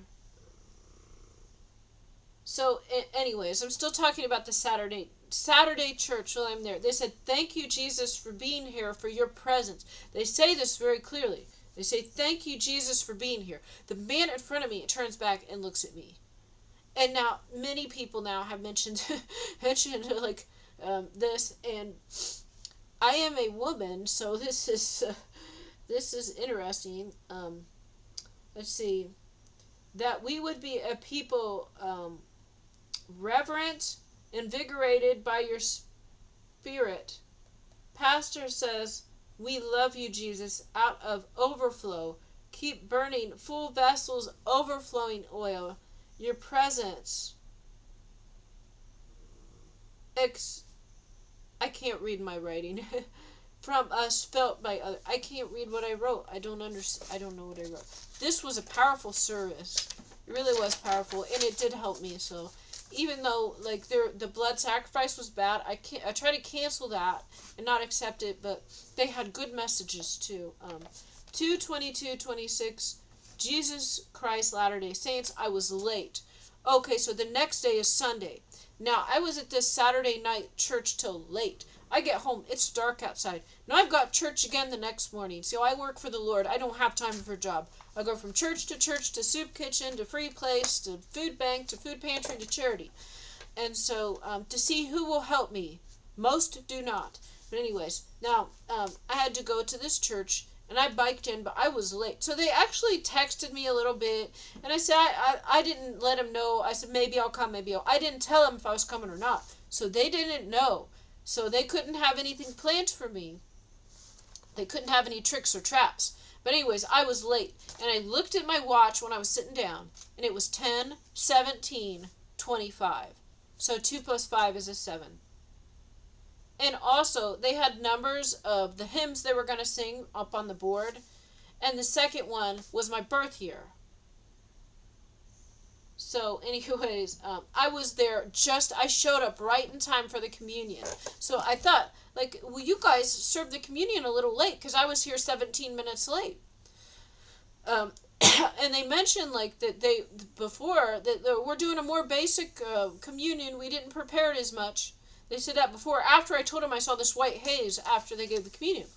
Well, now it's just in time. And one of the men that works there, he was grumpy about, because they take turns cleaning, he was grumpy about having to vacuum. He really was flustered and did not want to have to vacuum. So he should not be doing it, because it should be a good deed that you want to do. Or it doesn't count if you have a bad attitude. But anyways, he saw me there, and he's like, he was really mad that I showed up now. Because it's like they had their communion, and they were going to see if I would show up or not. To see whether to give the cursed communion or to give just a regular communion. So now I know they use witchcraft. They use what they think might be white magic. They use witchcraft on their communion. And since God allows me to discern the spirit, and I mentioned this white haze, and so after then they mentioned that they were doing a more basic communion. And so, like, they were waiting to see if I'm coming, because I said I'm going to be in there, but I was late. And I show up, and the man that was going to pass out the communion was like, then he was mad that I showed up, and they had to go get a different communion. They went, and then they got different people passing them out to different areas. So they got some kids, and they gave them a special one to give me. They got a special communion just for me. And it only went and it had just a couple, and it went just to me, and not to the other people. And it was a bread. The communion is a bread and water. And the kid so this older man saw I was there. He was unhappy. He told these kids to give me the communion, and they said, just these ones. So the kids then asked him to just me, like just to give me. So they had this tray. And they had been given a new tray, and it was only to give to me. Other people got different ones. Is what I was saying. So they had a special bread and water just for me, and it was cursed. The first sermon was about Nephites repenting. Sermon on the Mount, love your neighbor. Whoever says to brother, a rude word is at risk of not going to heaven. So that's good. They're saying it matters how you act. Members are called disciples of Christ. Well, it's not up to us. Okay, and this is something at a different church I just went to in May now. They've confirmed who is a disciple of Christ. They follow the example and teachings of Christ. Well, you can't call yourself a disciple of Christ if you're eating pork and using witchcraft. You are not a disciple of Christ. So, anyways, but they've got their own priesthood that uses magic over the communion. Okay, ask God about Baptists. They wanted to get me baptized, and I said, I got to think about it. I don't know where God wants me to go. I said, where's John the Baptist? Someone else mentioned there was a man that the coven mentioned his name was John the Baptist, but he was like a warlock or something. I said, he's not doing baptisms. And I asked them, where's John the Baptist? But anyways, I thought, well, maybe I'll do a baptism, but I'm going to see where God leads me. I said, because this is really important. It's more important than who you get married to, because you're only going to do it once. Well, you can do it more. I don't know. I said something to him. I said, this is really important, so I got to make a right decision. And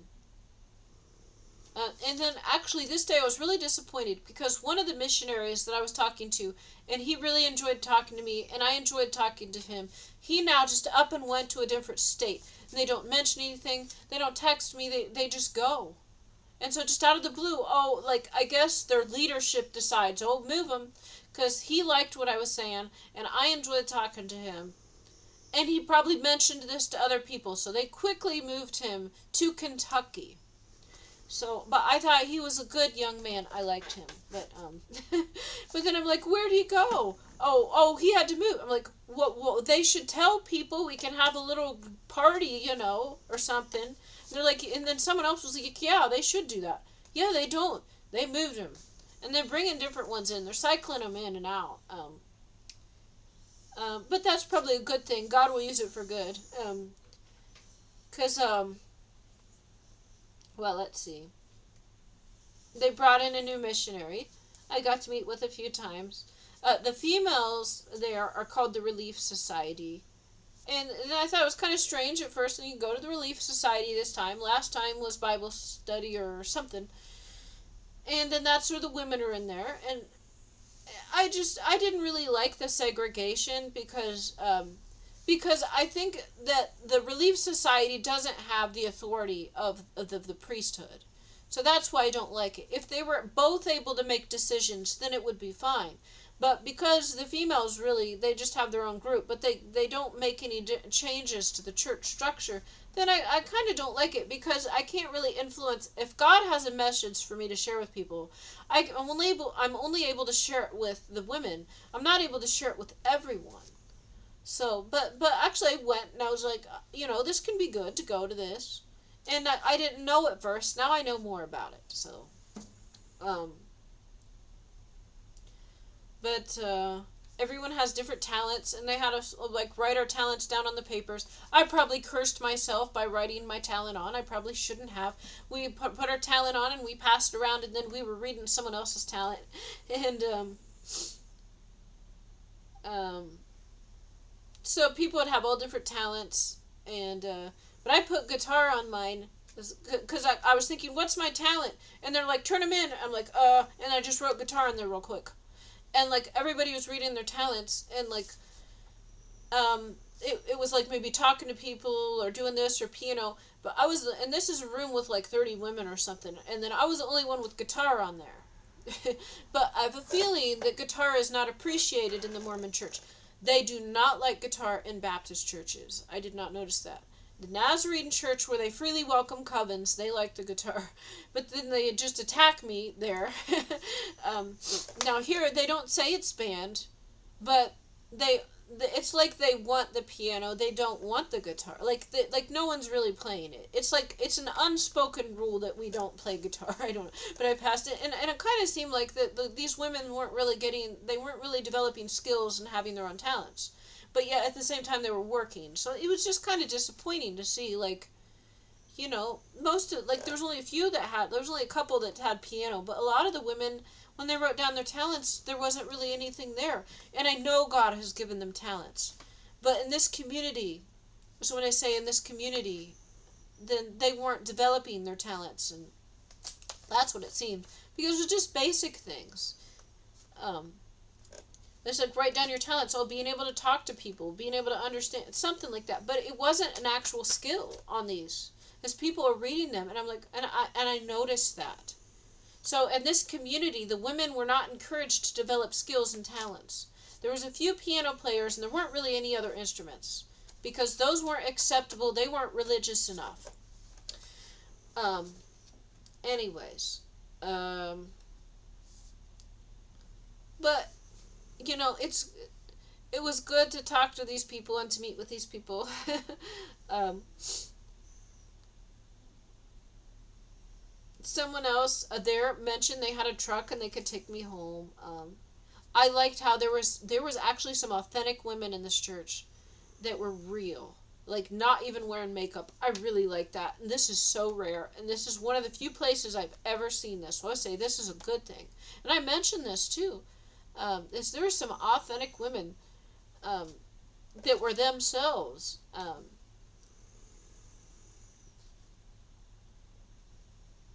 I also told them about the bike pedal, and like I see these missionaries and I like to talk to them and tell them things because so much goes in my life. And I told them, oh, you want to know how God just answered my prayer? So I told these missionaries, I said, do you want to know how God answered my prayer? And I told them the bike pedal story. Where I was about to go to this church, and I'm like, I just went there, and I'm like, God, if you want this fixed, show me where to go. And then I just keep walking a few feet, and here's the garage with the light from the garage glowing against like this blue sky, the sun going down. It's like a matter of seconds after, and I said, and then they were like, this is the type of thing I tell them, and they're like, well, I love your stories, and they like to meet with me. So then the missionaries like my stories, so then the leadership sends the missionaries away, and then brings a new one in, and then I talk to them, and then, but anyways, some of them aren't very spiritual, some are very spiritual, they're all different, just like anywhere else. So some are more worldly, and some are really, they do a lot of study, they know a lot of religious things, but they need to have more fun. And I did mention to them, well, where's the joy of the Lord? You know, not like mean or anything. But, you know, I'll have discussions with them, and I said, what do you do for fun? And they do sometimes play basketball. And it's like, that's good, we could play some basketball or something.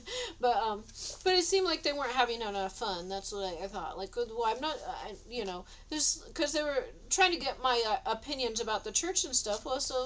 Well, you're following the law. That's good. You're not trying to murder me. I didn't necessarily. I said, that's good. You're not having me arrested. That's good. But,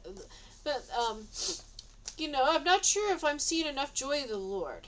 And they did mention they do have some joys, but I don't think they had enough joy of the Lord. There needs to be more joy of the Lord.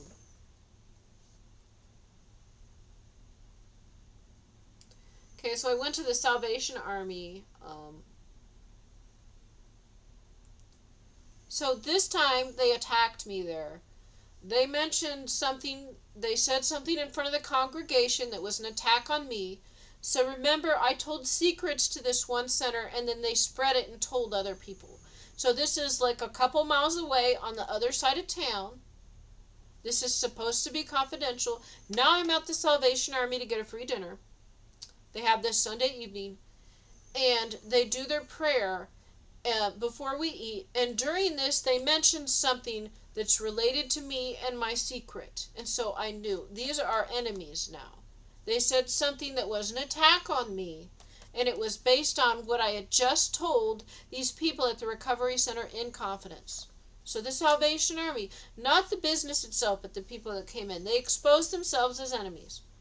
But while I was there, I got to talk to a lot of different people. I get to talk to a lot of homeless people. I get to talk to a lot of addicts, people in bad situations, living in their cars. Anyways, then there was a woman there, and I got to talk to her about baptism. And she thought you couldn't go to heaven if you weren't baptized, but that's not true.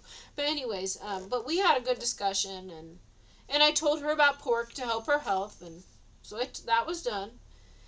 I'm sure she was still eating pork for a while, but maybe that will have an influence on her at some point. I mean, people can hear it, and then it doesn't click for a couple years, and then later they can decide not to. Because I planted that seed. I don't expect people to do what I say. They never do. But I can tell them, and then they can think about it and be reminded of it later. And they invited me to a Sunday school. So now there's another thing I have to go to. So yeah, they brought up baptism again. And then someone else who has attacked me and also does witchcraft, well, he was actually being nice, sat down, and he talked about baptism too. And now he's getting a job and he's getting his own place. So maybe he is trying to do the right thing and reform now. And he talked about baptism. So that's good. Um, well, anyways, it's now 2:24:26. Beatitudes, red letters. Matthew 5:3. Happy are those who mourn, for they will be comforted. 8 principles. Okay, these must be principles of the Mormon Church. Oh no, this is something else. I don't even know what my notes are about. um, so in the recovery groups, they say, I'm not God. No, we're not.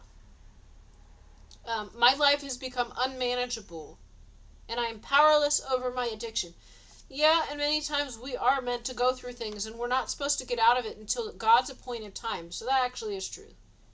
But the only principle I disagree of, where they say there is no good in me, that was Paul talking about himself. So I have to reject that. Maybe I'm going to have to contact him and let him know. This actually is not a good verse, because there is good in all of us. So they should get rid of that one. But anyways, they talked about hope lines, quit lines, accountability partners. And of course, I can't do any of this because, like, I don't have a cell phone, and then I'm like out all day. By the time I get home, it's like you need an accountability partner that might see your message and contact you at midnight. So it's not. I'm not a good partner for you. But anyways, somebody mentioned Divitrol. So Divitrol is something that removes alcohol addiction, and they're actually going to put in okay, do a shot in the butt for opiates and alcohol. But somebody mentioned they don't give you enough. So if it doesn't work all the way, then they're not healed. And like they don't want to give enough. And especially if somebody is very severely addicted or has used it before, they need more. So this is something mentioned to me. They have to be given enough so that it completely removes the addiction, or they're just wasting their time. But they don't want to administer the right amount. So sometimes it's not enough. Some people need a higher dosage. So I'm putting this out there in my video. This is maybe something to consider. Because actually, I got some laser eye surgery done. And the devil I was with had been poisoning me, so I have a higher tolerance. I've always had a higher tolerance for opiates. I could just smoke marijuana. I could way outsmoke everybody else. I could do twice as much as everybody else. So when they have certain drugs and things, and I would let them know I need more, they wouldn't give me more, and so I could feel it.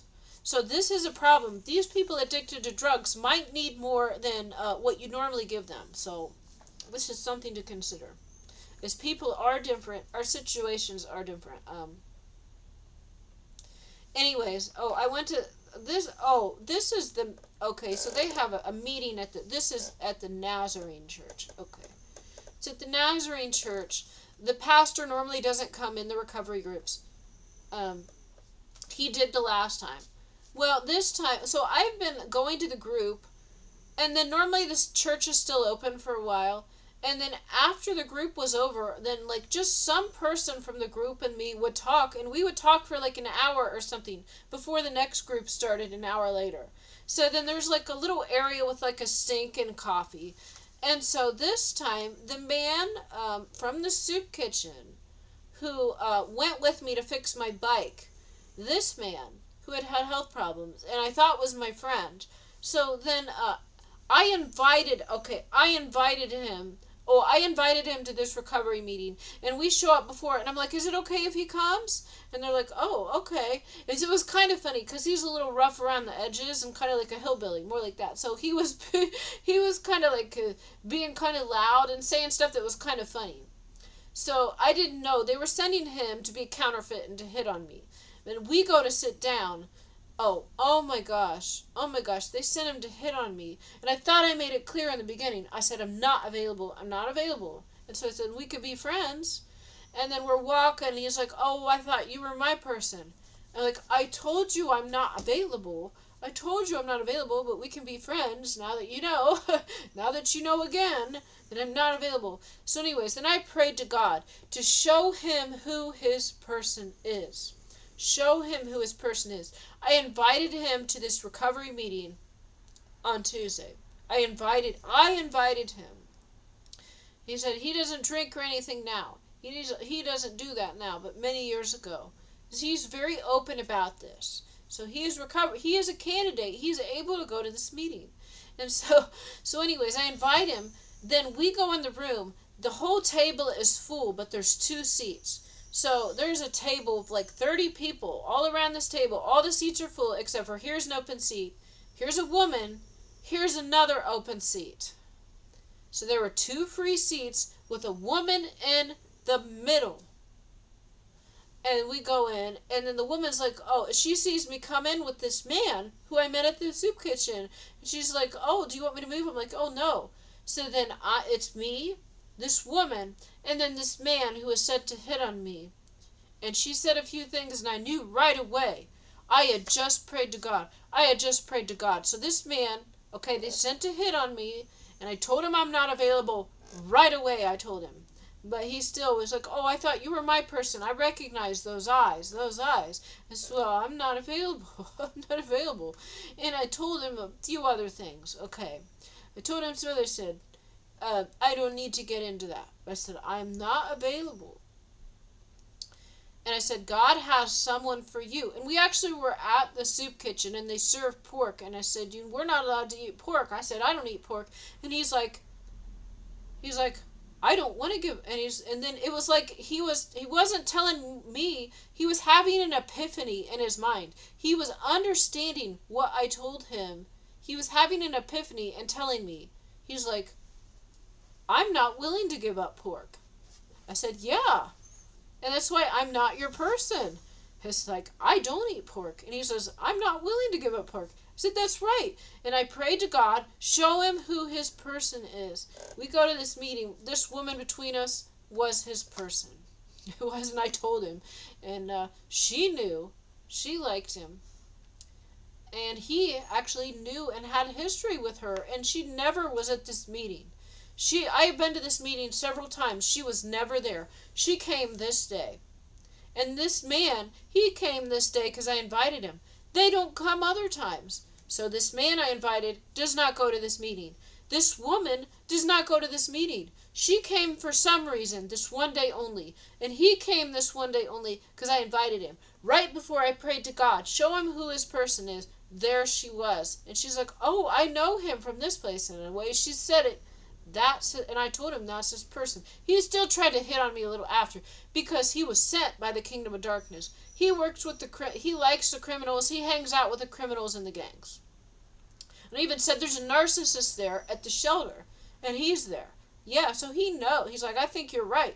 Yeah, he knows. They sent him to try to get me. I said, that's your person. He's like, well, I don't know, wouldn't work because of this and that. He knows. He knows that's his person. I was the mission. But anyway, she was there. God answered I said, God answers my prayer. I said, I just prayed to show you who your person was. We're at this meeting. There she was. And she said something, and that look, it was clear. This is your person right there. Anyways, after this meeting, then we start to talk, and he's talking about conspiracy theories and aliens and Mars and his missions, and I'm sitting on this table, and he's sitting in that, and I'm having a cup of coffee, and we're just talking, and it's a good conversation. Now, I don't necessarily believe that all this is true, but actually, it could be. He said he's secret CIA, he's decommissioned CIA, dishonorably discharged, but now that he's working for the government again. He's reactivated. He's like some special clearance where he can see light and dark spirits and stuff. But I saw he couldn't tell dark spirits because they're his friends, and he's like, oh, he didn't realize it. Yes, I don't believe actually, maybe he is, and he knows he's working for the wrong side. He said he's military. Well, anyways, and he's gone these secret Mars missions. I don't know if I necessarily believe it. But here's the thing. Everything he's telling me are things that you could already know if you just watch YouTube. You could just go on YouTube and you'll hear this stuff anyways. But it was still a good conversation. And really, we were talking for an hour about all this stuff, like UFOs and seeing the Holy Spirit and what it looks like, and Mars and reptilians and all types of... It was a good conversation. No, I don't necessarily... But I was also thinking, all this secret stuff he's telling me is just free information on YouTube. He could have just watched videos on YouTube too. But anyways, then the pastor comes out and he walks past us as we're talking and we're having a great conversation. And the pastor was kind of disappointed. And the pastor was like, oh, I haven't, you're here. Well, I haven't had a chance to talk to you yet. And the pastor was disappointed, and then I knew. The pastor was like, I'm talking to this man. And then he walks past. He sees me talking to this man. And the pastor looks disappointed because he hadn't had a chance to talk to him yet. So he wanted to talk to him, and instead he was talking to me. And at that point, I'm like, I'm going to stop going to this church for a while, because I feel like, just like that verse back here, if you show up too much, you'll be hated. I kind of was like, I'm going to stop going for a while. But the pastor doesn't know that the reason this man came to the church is because I invited him. And the reason he came is because he was sent to try to hit on me and be in a counterfeit relationship with me. Because I tell them I'm not available, they keep sending different men and different women to try to hook up with me. And I have not went out with anything. Because God has not allowed me. I am not allowed to go on random dates with people. I am not allowed to do this. And so they sent this man. And I told him right away, I'm not available. And he's like, I thought you were, I've seen those eyes before. He could have been bullshitting. He could have been lying. He probably was. He's like on the special Galaxy Galactic Federation too. He said, we're on this. I said, you think people know each other in heaven before they come? I'm like, yeah. And I said, all of this. He's like, I think I know you. I said, that's possible. I said, but then he was trying to like say enough that I would go on a date with him. I said, no, here's your person.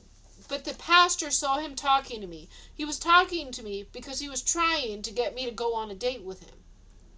But the pastor saw this and was disappointed because it's like he wanted to be the person people go to talk about their feelings. So the devil sends people to me to attack me, and they're in the coven. But the pastor saw this, and it looked like they were just talking to me, and he was getting jealous. But they were actually sent to attack me. He doesn't know that. Anyways, I stopped going for a while because I saw the dynamic, and then it was hurting his feelings. So I'm not going to go for a while.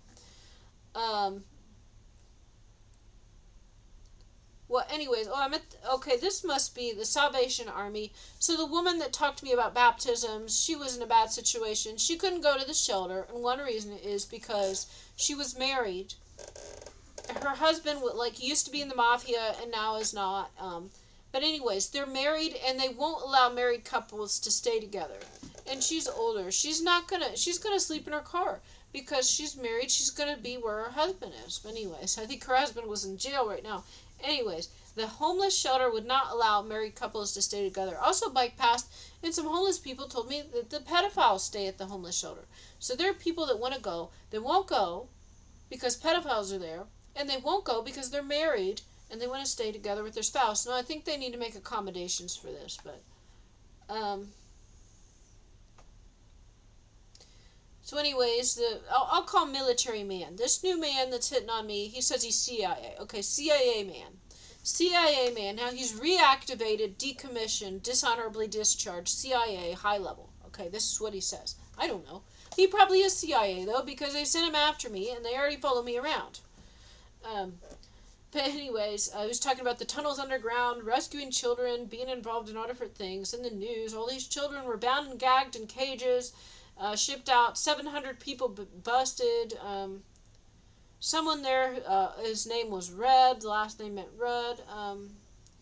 But this man who said he could see these spirits, now there's a witch, I know there was a witch at this meeting, and he said she was good. But I know she was a witch. So then I'm like, this is the first time, I didn't trust him right away, but I'm like, wait, severe conflict here, contradiction here, because if you can see in the spirit, this woman is a witch. And she already got... But, maybe she's going to repent. Maybe she is good. Maybe she is good. Because I don't know everything yet. I don't know the future. I don't know the future. I know what I see right now. Anyways. She had been through a hard time. And also, if this man truly was, as holy as he thought, then he wouldn't be eating pork. He'd be willing to give it up and to follow Christ. He'd be willing to deny himself to follow Christ. So on the 25th, the next day, 25th, I was late. They had mushroom soup. A volunteer cursed me, so I spilled my coffee. I talked to some new people. CIA man tried to give me some food in a napkin. He put his napkin on my napkin, so if I threw mine away, I'd touch it and get cursed. I gave him my bicycle. He needed some transportation. He's trying to get work. I gave him the bike. Now he's talking about, oh, it's got this thing, and now I'm thinking about selling it, and then I can use the money to fix your house. And I'm like, I don't think that's a good idea, but it's your choice what you do. And I make it very clear. I've already told him that God judges people that I deal with. I've already told them this. And I said, blessings come in ways we don't understand. I've given him clear knowledge, and I've told him things. And so this is laid up as a test for him. Is God is giving him a chance to get his life back on the right track. Right now he's hanging out with Satanists and people that hate God. And a narcissist. And he's being sent to get me. But there's good in this man too. It's like he looks like a good man. But it's like he's sympathizing with the devil, actually. But anyways, so I gave him this bike. He seemed real happy, real appreciative at first. He was enjoying it. But now, this day, he's like, well, I'm looking at it. It's going to cost a lot of money to fix this tire. And, because it's a European bike. Yeah, this is why I didn't get it fixed. This is why I couldn't get it fixed. This is why I was given this bike. So that it would be damaged, and I wouldn't be able to use it. And all my resources would be drained. I understood I can't use this because the devil gave it to me. So instead of selling it for a lot of money, I said, I'm going to give it to you. I said, I got a bike for you. He didn't have a bike. And then there was all these groups and things. Without a bicycle, there's not enough time to walk. And he had frostbite and things on his feet. And I was like, I get this bike for you because he's just walking. I was so happy to give it to him. And it looked like he really liked it. But as soon as he gets back to the shelter, then he's back with the Satanists and the narcissist. And he's like, they're looking at it and they're wanting to get it and they're wanting to sell it. And they're influencing him. And he's not as tough as me because I seen him be afraid of people. He's been afraid of people I just walk up to and I'll talk to. So there are dangerous people in that soup kitchen. He's afraid of. And then, I've even seen, I sit next to people and I talk to them, and then he's afraid of these people. Because, when they live outside in tents and things, somebody, his friend was killed, was beat to death. So there are dangerous people. But anyways, and he's starting to see, I'm talking to these people he's afraid of, and I'm just not afraid of them.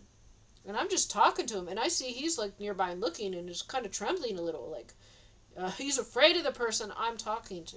It's like, well, that doesn't sound like Space Force.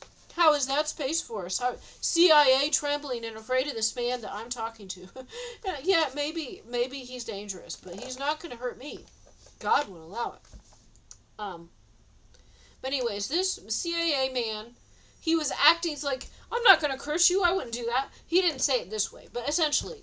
And I told him, I can't take stuff from people because it's always cursed. And then he's like going to be my friend. He's like, I wouldn't do, to God, I'm not going to, he didn't say swear to God, but he was saying stuff like, I'm a good man and I don't curse people and and I don't do, I don't know exactly what he said. It was a roundabout way saying he's a good person, he's not going to curse me. And then he put something next to me. I said, I can't take that. And then he put his napkin on top of my napkin. So, and I know already, I've been trained that if I touch that and throw it away, I get cursed.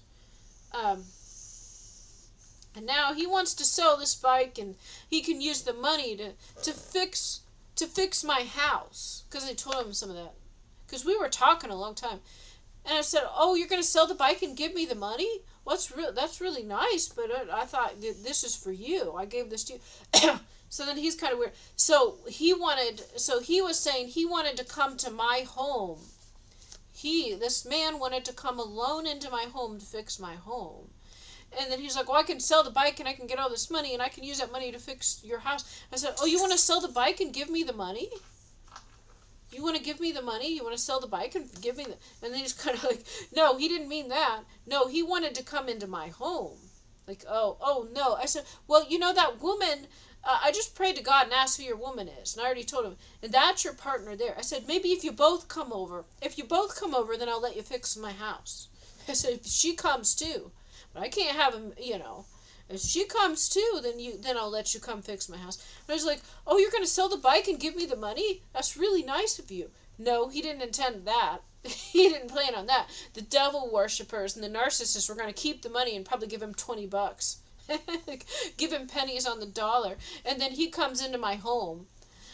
Who knows what the plan was, what he would try to do to me there if I let some man into my house. No.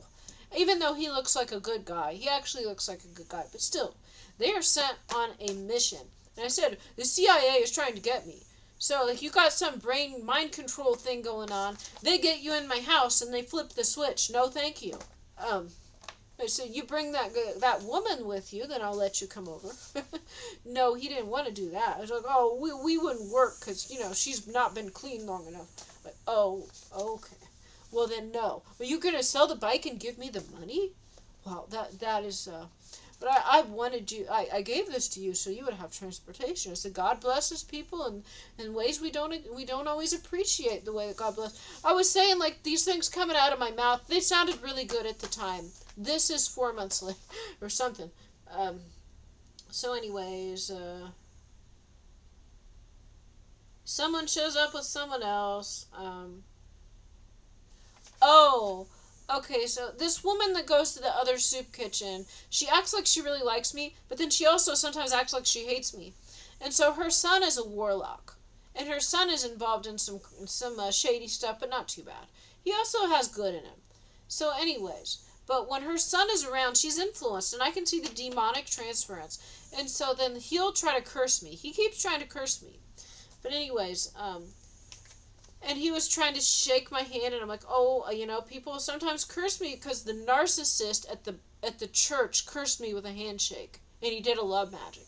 So he reached his hand out to shake my hand. I was like, oh, I can't do that because people curse me, and he actually accepted this right away because he knew it was a curse. But anyways, he was there, and he's like putting his arms around me, and he's like hugging me and stuff, and this is way too much. Like, he's like, this is a young man. He's like half my age. Oh, no, he's not. He's 30. He's 30. He's much younger than me. Anyways, but he keeps coming over, and he like puts his arms around me, and he's like, if he did try to kind of hit on me, but he doesn't even like me. This is an attack. He's sent to be another counterfeit. But anyways, this day, he like, and one time he like rubbed something on me. I was like, what are you doing? He comes over, he puts his hand, and he gets real close and stuff. But like he's taller than me, but he's slender. He's not like that muscular or anything. So it's not a threat to me, but it's highly inappropriate. It is very inappropriate, and this actually was used later. I use this later. So this man, so there's a woman that likes me, but then she also attacks me. So like she hates me and she likes me. This is so weird. But anyways, her son is there. At first, her son was sent to try to date me, and she's like, "Oh, she's too old for you." And he's like, "Oh, that's just perfect for me." But he doesn't really like me. But anyways, they both came up. This is one day the mother and son duo come up. Well, anyways, now, I gave him a candle holder. I made it a recovery center, and he's like, "Oh," and I said, and he said. And I said, Jesus loves you. He said, Jennifer loves you. I'm like, oh no. And after that, he's like hugging me, and he's putting his arm around me. He's like, look at my shirt. It's Ralph Lauren. Oh, it matches your bag. He was wearing a vest, the same color as my Temu bag that I never wore. So they send flies, bugs, mosquitoes, people parked in their cars, people walking on the streets. They spy on me. They saw I had a purple bag. So that evening, he had been informed it had a purple vest of a similar material that he was wearing. He's like, oh, we match. We match. He puts his... Anyways, I see him this day, and I think he was trying to touch me again. Or so like 3 or 4 times before then, he was like getting all touchy-feely with me. But since he's not like that muscular, it's not intimidating, but I don't like it. So anyways, I see him at the soup kitchen, and I come up behind him, and I start massaging him real hard. He said, and I told him, oh, since you like touching so much, here's a massage. And I massaged him real hard. And he's like, oh, you promise you'll do that later? But it was hard, and I could tell it was hurting him. And then I go like this, and I pick him up, and I said, since you like massage so much, and I pick him up. So I massage his back, so I go behind him and I go like this really hard. So because he's been like rubbing me and like hugging me and stuff, and it was inappropriate. And then I saw him at where the water is, and I came up behind him, and then I massaged like this, like I squeezed his back really hard so it hurt. And then I picked him up like this, and then I dropped him down. And he's like, oh. He never did that again. He never, and I think some other people saw. He's like, and then he tries to pick me up. Now I have a bag on it, and it's got a bunch of stuff in it. It weighs like 10 pounds, but that added to my weight. And he tries to pick me up, and he can't really. He kind of does. He's like, "You're heavier than I thought. You're heavier." Yeah, I'm a brick, man. I'm a brick. I said, "Yeah, I used to be a wrestler." So now he never. I don't think he touched me since then, because he used to be too touchy feely. But this was an attack. It was an attack. He was sent to do this. But he kept messing with me. Even though he was nice one time. I gave him some food I had when he was hungry. And he was like really grateful. But they sent him to attack me. And so I put an end to that. But they sent someone else to be touchy-feely later. But it was nothing compared to this guy. So then when they mentioned boundaries, I was like, I was talking about this one. But they thought it was the other guy they sent. I was like, oh, well, that wasn't anything compared to this one. It was good training. It was fun. It looked cool. And then I'm sure he went back and he told the other people at the soup kitchen, she's really heavy. She's really strong. She picked me up in the way she got my back. Like, so he told them, so they saw me pick him up like nothing. And he's probably like closer to 6 foot. But he's slender. Okay, I just picked him up like nothing. And then I squeeze it back. I got some good grip strength here. I'm playing video games. God made me in a way, like, there's something psychologically, I'm a little different. Or, like, God showed me certain things, like, I do stuff too rough. I'm too rough. Sometimes I love my dogs too hard. Okay, I've always been really rough. I'll break stuff. Now I'm careful, but I'm saying it. So I just got that hand strength, and today I put it to use. And so I think he was leaving me alone. So this is just kind of fun. So what else is going on here? I've gone through enough days here. This is almost 2 hours. I'm going to end this here and pick up my journal entries later. I hope you guys enjoy. This is my story. God has given me some quirks. God has given me. We all have problems. We all have things about us that are different. We're all a little strange. And I say, it's like I was exposed to these shows where like Elmira. Like, I don't know if it was not Looney Tunes, but some cartoon where she loves the animals and she squeezes them too hard. God made sure I saw this a lot. And I had a lot of animals and I squeeze my into. Sometimes I do that too hard. But anyways, I've always been really rough. So this was put to good use today at the soup kitchen. Okay, thanks for watching.